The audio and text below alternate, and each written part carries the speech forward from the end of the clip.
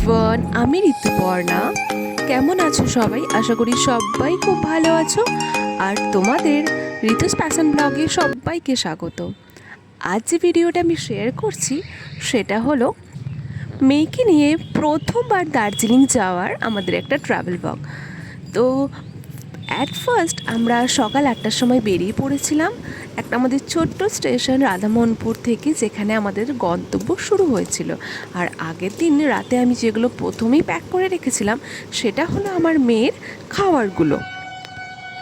আর বেরোনোর পর প্রথম যে ট্র্যাজেডিটা আমাদের সাথে হয়েছিল সেটা হলো আমাদের ট্রেন ক্যান্সেল হয়ে গেছিলো।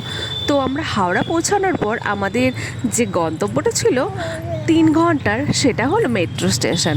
তো ওখানে বসে আমি আমার মেয়ের দুপুরের খাবারটা সেরে নিয়েছিলাম। আর যেহেতু আমাদের বাস ছিল 6টায় শিলিগুড়ি যাওয়ার, তো আমরা প্রায় 6টা নাগাদ চলে গেছিলাম, বাসে উঠে পড়েছিলাম। আর এটা হলো বাসের ভেতরকার যে সমস্ত জিনিসপত্রগুলো সেগুলোই আমি তোমাদেরকে দেখাচ্ছি। আমাদের দিয়েছিল ব্ল্যাঙ্কেট, সঙ্গে একটা টিফিন, আর হচ্ছে গিয়ে জলের বোতল। সকাল 7টা নাগাদ পরের দিন আমরা শিলিগুড়ি পৌঁছে গেছিলাম। শিলিগুড়ি থেকে আমরা দার্জিলিংয়ের উদ্দেশ্যে রওনা দিয়ে দিয়েছিলাম। তো এটা হলো রাস্তার কিছু সিনারি। আর পাহাড় তো বরাবরই সবার খুব পছন্দের জায়গা। তো গরমকালে পাহাড় মানেই বাঙালিদের কাছে একটা স্বর্গের অনুভূতি।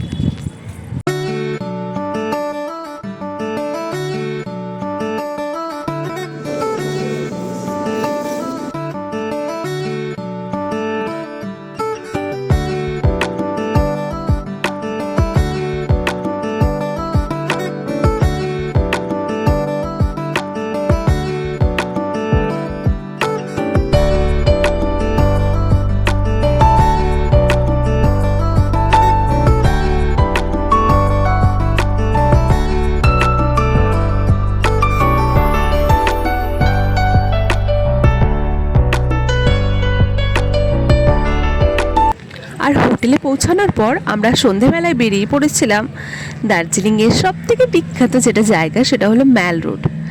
আর ম্যাল রোড যাবো, হোপ গ্যালারি তো অবশ্যই যেতে হবে। আর হোপ গ্যালারি গেলে একটা ছবি তো তুলতে হবে। আর তোমরা জাস্ট দেখো ভিড় কতটা। এখনও গরমকাল ঠিকমতো পড়েনি, কারণ আমরা যখন গিয়েছিলাম তখন ছিল মার্চ, এন্ড অফ মার্চ। তো সেই টাইমটাতে এত ভিড় যে আমরা ট্রেনের টিকিট তো পাইনি। আর বাসেও যে গিয়েছিলাম, বাসও ছিল প্রচণ্ড ভিড়।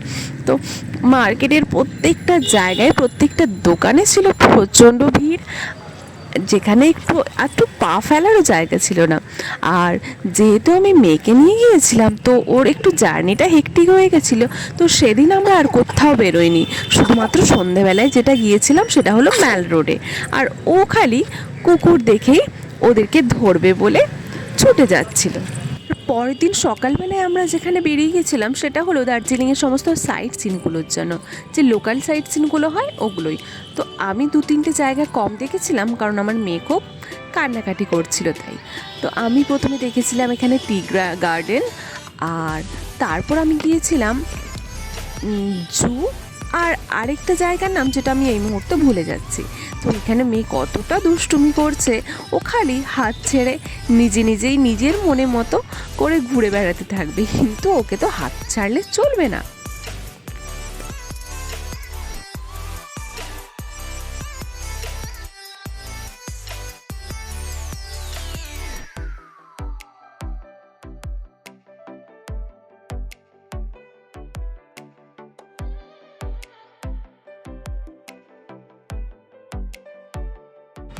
এখানে কুয়াশা, মেঘ, সমস্ত কিছুগুলো যেন গায়ের উপরে এসে পড়ছে। তো সিনারিটা ছিল অসাধারণ। আর আমার কাছে এটা নতুন কিছু ছিল না, কারণ আমি আগেও একবার পাহাড়ে গিয়েছিলাম, কিন্তু মেয়েকে নিয়ে প্রথম গিয়েছিলাম, তো তাই এক্সপিরিয়েন্সটাও একদম নতুন ছিল।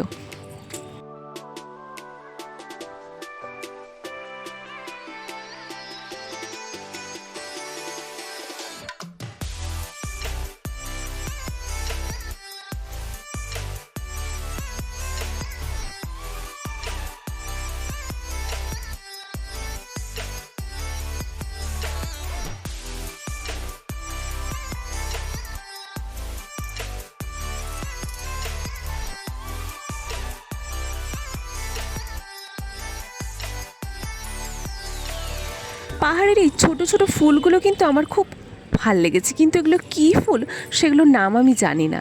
আর এটা ছিল জু। তো জুতে আমাদের অনেকটা টাইম লেগে গেছিলো, কারণ সমস্ত জায়গাগুলো ঘুরে দেখার জন্য একটু টাইম তো চাই। আর এখানে প্রথমে আমরা যেটা দেখেছিলাম সেটা হলো রেড পান্ডা, আর তারপর মোটামুটি দুটোই দেখতে পেয়েছিলাম, খুব বেশি দেখতে পাইনি। আর অনেকে বলছে জুতে আগে অনেক কিছু ছিল, কিন্তু এখন সব আস্তে আস্তে কমে যাচ্ছে।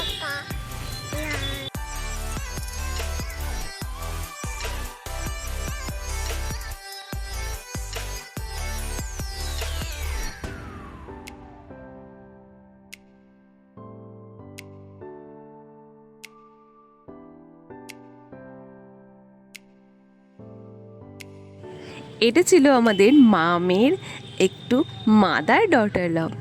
আর সন্ধেবেলা আমরা চলে গেছিলাম আবার ম্যাল রোডে, কারণ কিছু কেনাকাটার বাকি ছিল তাই জন্য।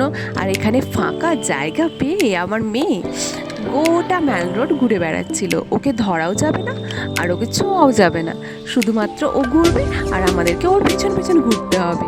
তো এই জিনিসগুলো হয়তো ওর ছোটোবেলাটা আমি কোথাও পাবো না, তাই এই জিনিসগুলো ক্যামেরা বন্দি করে রাখতে আমার খুব ভালো লাগলো।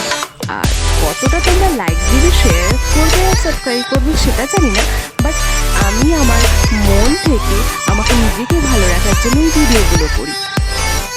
তো যদি তোমাদের এই ভিডিওটা ভালো লাগে সবার একটা লাইক করে দিও, একটা শেয়ার করে দিও, আর প্লিজ অবশ্যই সাবস্ক্রাইব করে দিও।